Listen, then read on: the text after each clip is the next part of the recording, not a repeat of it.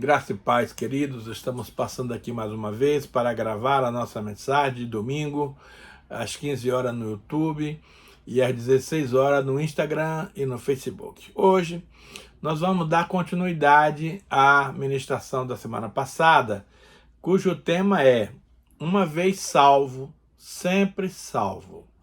Isso é mito ou verdade? Hoje você vai ver a segunda parte desse estudo e nós vamos começar com a leitura bíblica em Filipenses 2, versículo 12, que diz assim: Assim, pois, amados meus, como sempre obedecestes, não só na minha presença, porém muito mais agora, na minha ausência, desenvolvei a vossa salvação com temor e tremor.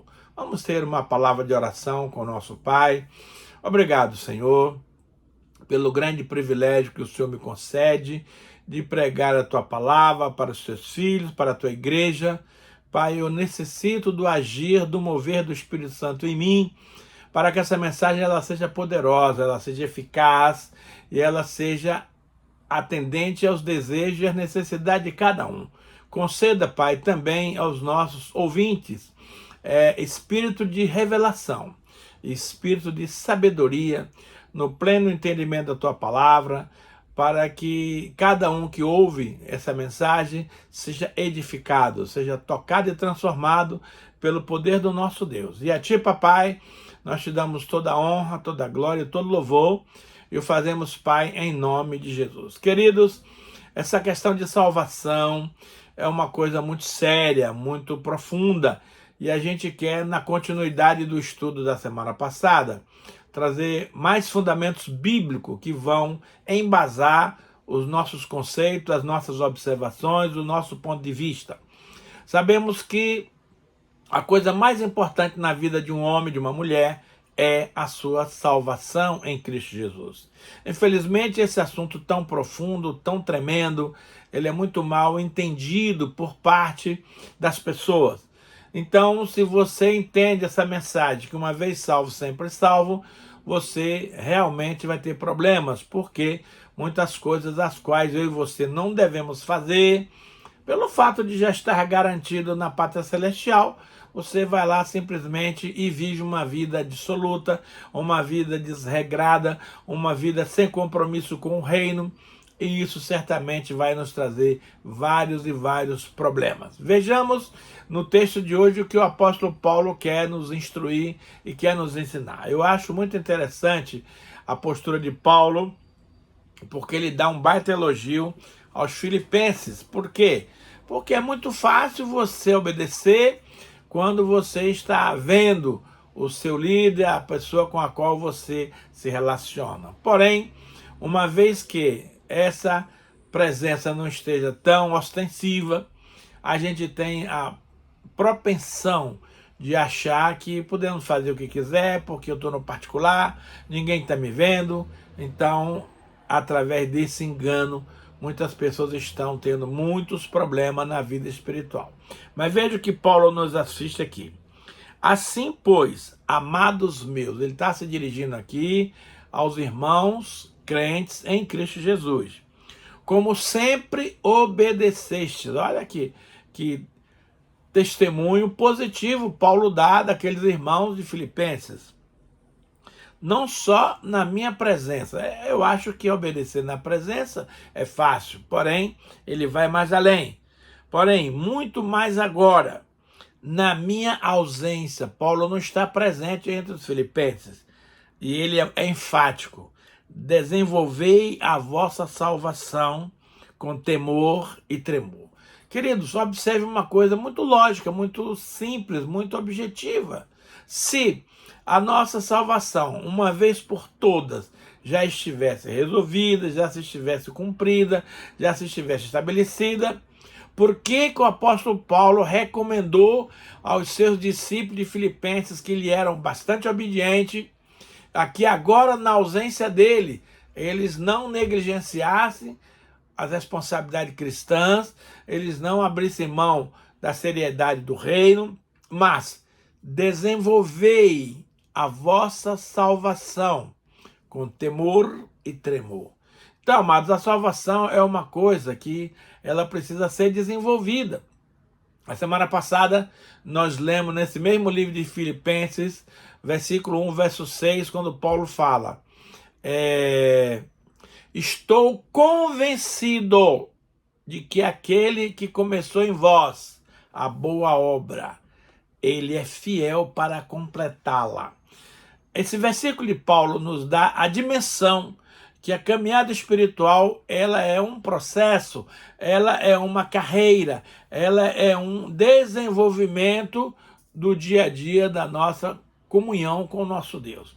Se não fosse assim, não haveria essa necessidade, em duas passagens bem próximas, de Paulo reafirmar que nós precisamos desenvolver a nossa salvação. Então a salvação não é uma coisa em si mesma resolvida, até porque quando nós nos convertemos, nós chegamos totalmente desconhecedores das verdades do reino.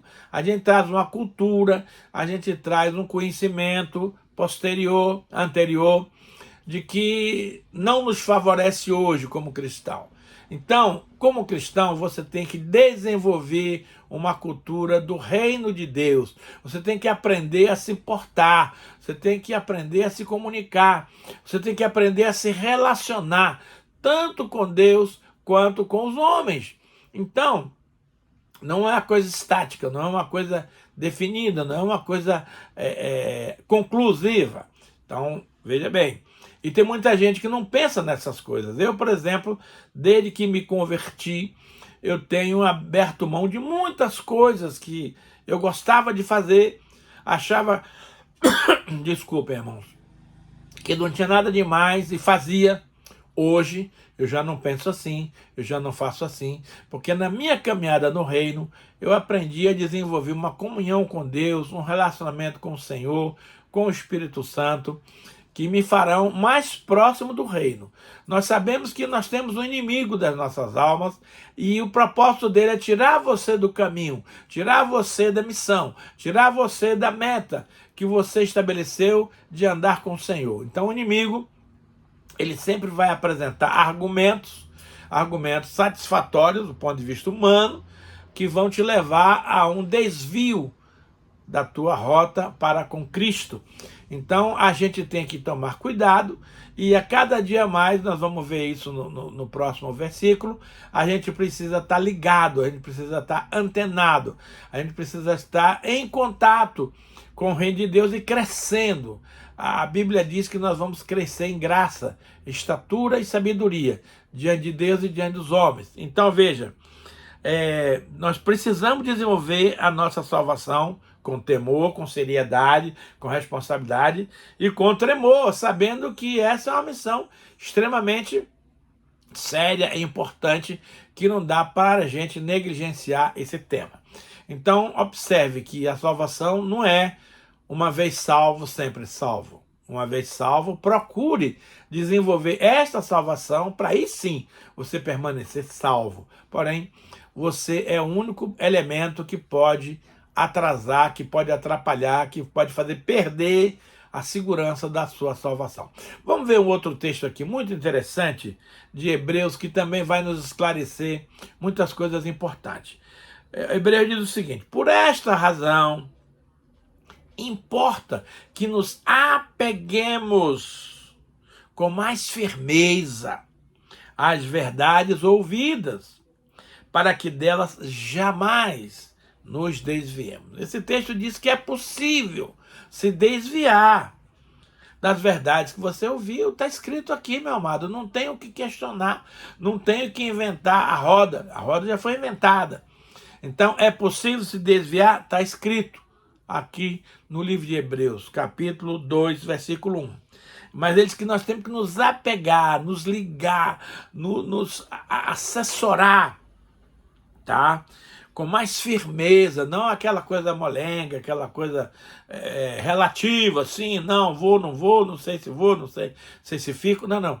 As coisas do reino tem que ser com firmeza. Sim, vou, sim, não vou. Então não dá para ficar em cima do muro, tá?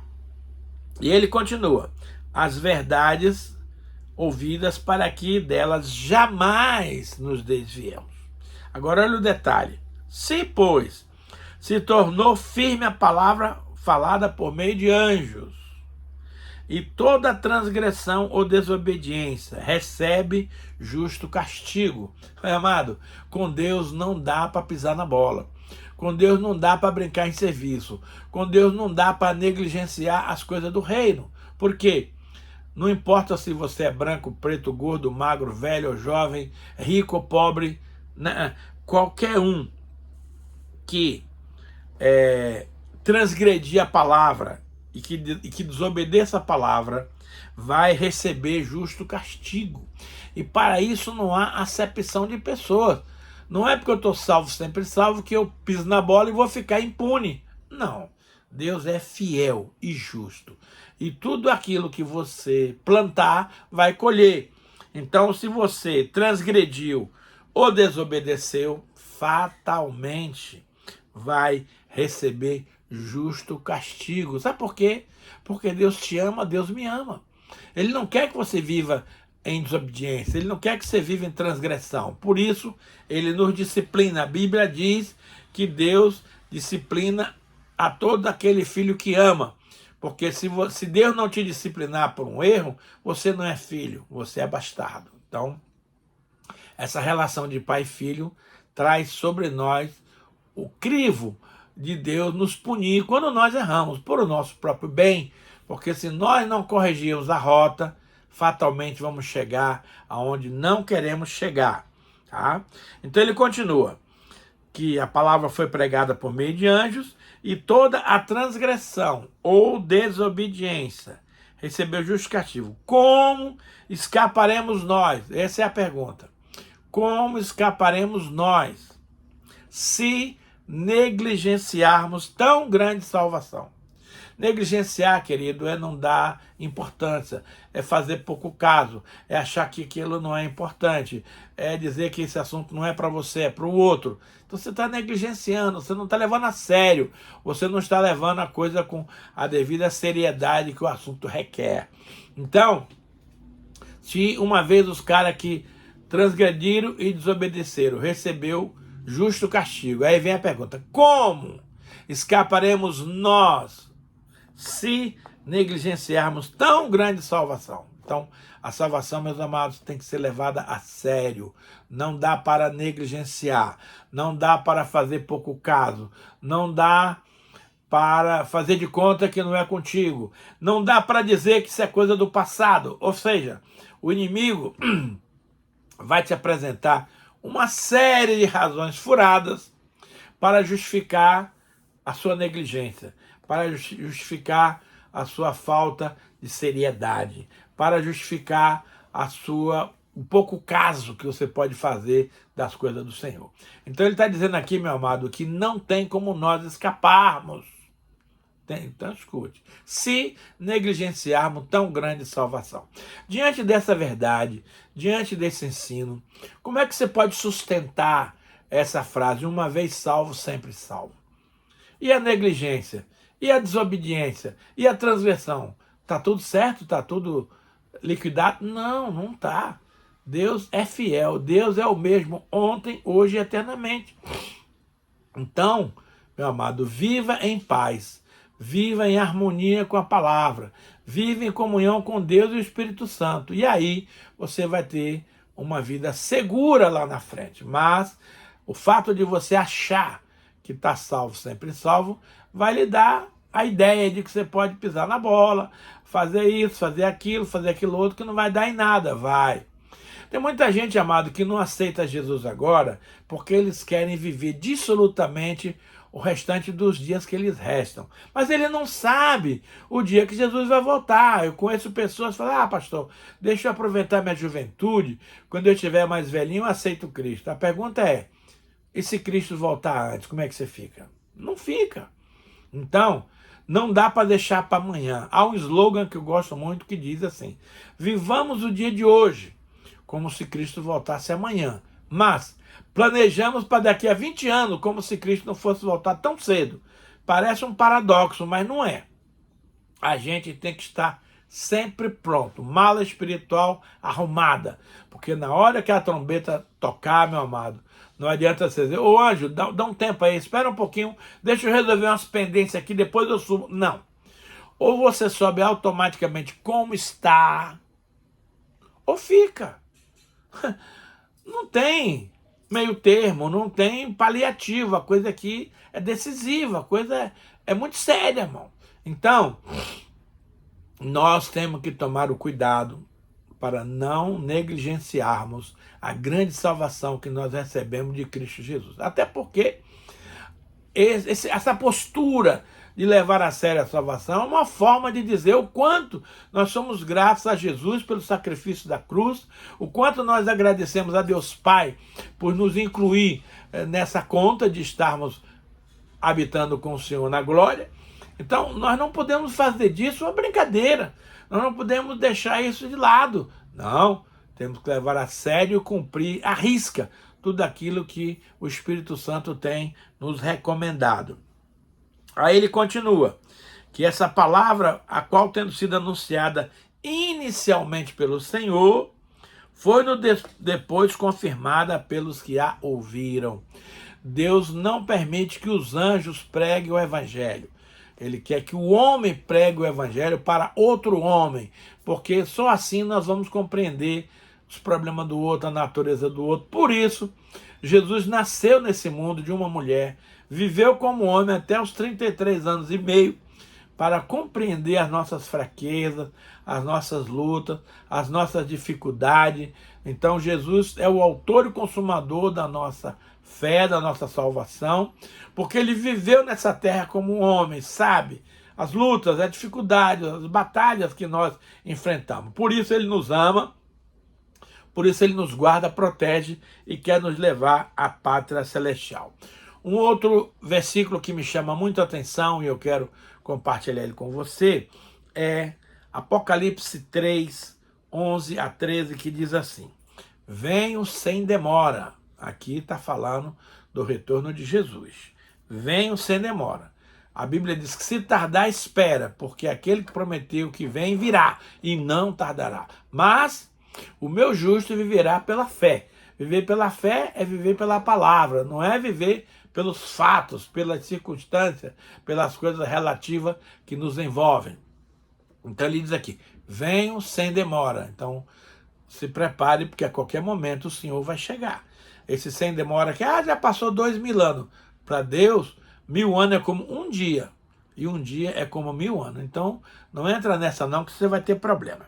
Agora olha o detalhe. Conservas o que tens, para que ninguém tome a tua coroa. Amado, será que é possível alguém roubar a tua coroa e a minha coroa? Sim. Se não fosse, não estaria na Bíblia. Conservas o que tens, ou seja, vive em santidade, vive em amor, vive em obediência, sirva ao reino, ame a Jesus, ame os irmãos, ame as pessoas. Conservar o que tens. Nós recebemos já muita coisa do Senhor. Então nós não podemos abrir mão disso e deixar isso passar. Não. Conservas o que tens para que ninguém tome a tua coroa. Amado, o diabo, ele está rugindo em derredor, procurando alguém que possa tragar. O diabo, nosso adversário, não dorme. Ele está o tempo inteiro nos rodeando, tá? Mas a grande boa notícia é que entre nós o diabo é o anjo do Senhor, nos protegendo, nos guardando quando estamos em obediência. Então, veja bem, cuidado. A sua coroa foi conquistada com trabalho, com amor, com seriedade, com obediência, com dedicação. Então não foi conquistada de graça. Houve um preço. Cristo pagou lá na cruz do Calvário com seu próprio sangue, os seus pecados e os meus, para que hoje nós tenhamos direito a essa coroa.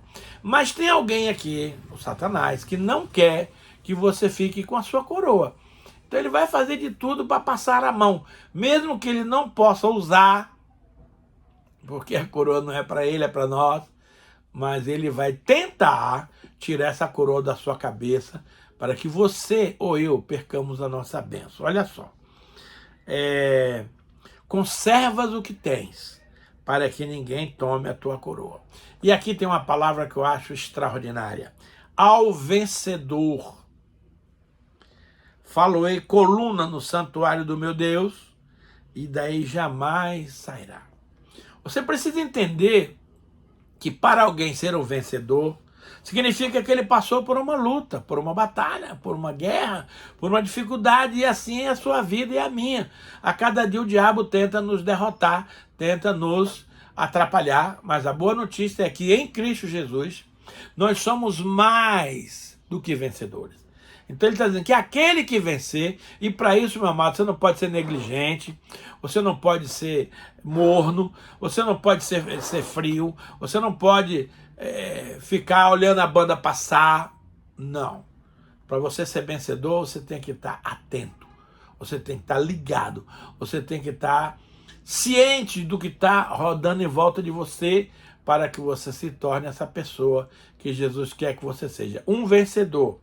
Aí o Senhor vai fazer uma coluna no santuário do seu Deus, e dela você jamais sairá. Quer dizer, se mantiver no caminho, conservando o que você tem, guardando a sua coroa, porque senão você está perdido, você está derrotado. E ele continua: gravarei também sobre ele o nome do meu Deus, o nome da cidade do meu Deus, a Nova Jerusalém, que desce do céu, vinda da parte do meu Deus, e o meu novo nome.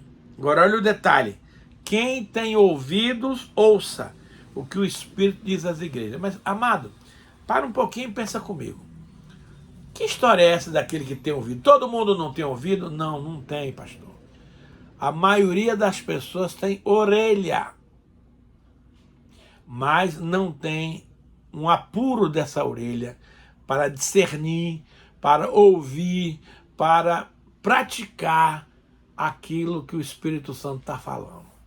Então, meus amados, eu creio que no último dia que as pessoas forem condenadas ao inferno, não haverá justificativas. Por quê? Porque Deus está alertando. Olhe, aquele que tem ouvidos, ouça, tal. Então, todos nós temos ouvido, mas nem todos usam o ouvido espiritual, aquele que discerne a voz do Senhor.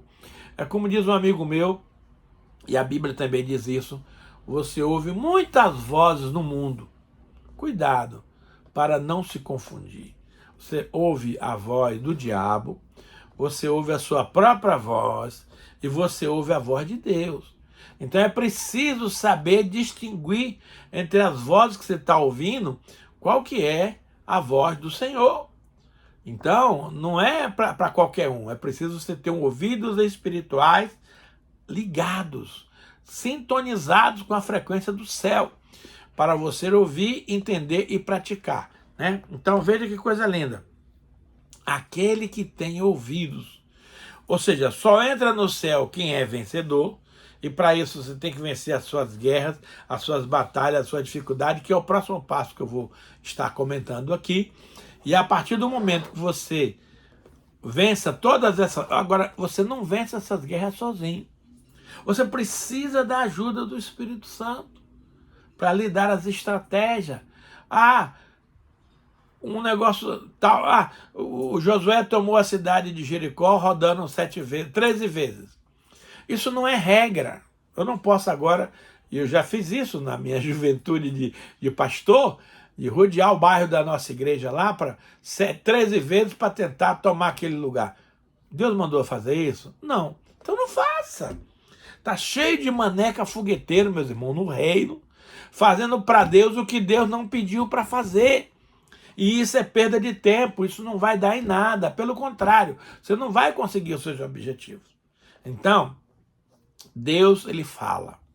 Deus, ele diz para nós o que ele quer de nós. Então, essa semana eu ouvi uma pregação do meu pastor lá na minha igreja, Batista Shalom, onde ele diz: olha, Deus quer que nós façamos uma oferta. Porém, nós vamos orar aqui para que Deus diga no seu coração o quanto você deve ofertar. Então a oferta, amado, não é uma negociação com Deus. Deus devolve 100 vezes mais, então eu vou dar X para poder receber Y. A coisa não funciona dessa forma. E é por isso que muita gente boa está entrando em dificuldade, porque não está ouvindo claramente a voz do Senhor. Ao contrário, está ouvindo outras vozes aqui fora, especialmente aquelas que lhe dizem interesse. Então, meus amados, nós precisamos ouvir a voz do Senhor, discernir a voz do Senhor e obedecer. Uma vez que você ouvir, obedeça. Ah, não sei se vou obedecer, não sei se não vou. Meu amado, as coisas no reino de Deus não é assim. E a última leitura nossa é Tiago 1, 2 a 4, e Tiago 1, 12, que diz o seguinte: meus irmãos, Tiago aqui está falando para a igreja, está falando para você e para mim. Tende por motivo de toda alegria o passardes por várias provações. Quem é que de sã consciência tem passado por várias provações e está feliz? Aqui tem um segredo. Se você tiver a perspectiva da sua provação, aí você vai se alegrar. Sempre que há uma provação, tem uma promoção para você logo ali adiante. Então, quando você tem a percepção que a provação te leva à promoção, aí você vai se alegrar na promoção, na provação, porque Deus quer que você se agrade. Mas está doendo, pastor, não interessa. Acontece que Deus tem o melhor para você e para mim. Romanos 8, 28 diz que todas as coisas, boas ou ruins, cooperam para o bem daqueles que amam a Deus. Você ama a Deus? Amo. Então fica gelo, fica susse e aguenta firme aí a tribulação, a provação, que é para o teu bem. Olha o que ele diz aqui, meus amados. Irmãos, tende por motivo toda alegria passar por várias provações, sabendo, olha o detalhe, que a provação da vossa fé, uma vez confirmada, produz perseverança. Então tem muita gente que diz que tem fé, mas na hora de provar a fé, pula fora. Não funciona. A gente precisa provar a nossa fé na prática, no campo. Abraão provou a fé dele oferecendo seu filho em sacrifício. Não foi necessário, mas ele foi lá e fez. Então, Deus tem algo para você e para mim para provar a nossa fé. Temos que estar atento e obedecer. Ora, a perseverança, que é uma coisa que muitos crentes não têm, deve ter ação completa para que sejais perfeitos e íntegros, em nada deficientes. Veja, a provação tem um propósito, nos trazer perseverança e nos trazer a uma ação completa, uma vez completa a nossa obediência. Agora, presta atenção no versículo 12, que eu acho extraordinário. Bem-aventurado o homem ou a mulher que suporta com perseverança a provação. Não é uma coisa fácil, não é uma coisa automática, não é uma coisa instantânea, não. É perseverança, é continuar no caminho apesar das dores, da dificuldade. Porque, olha o detalhe, irmãos, depois de ter sido aprovado, é aqui, meus queridos, que muita gente boa cai do cavalo.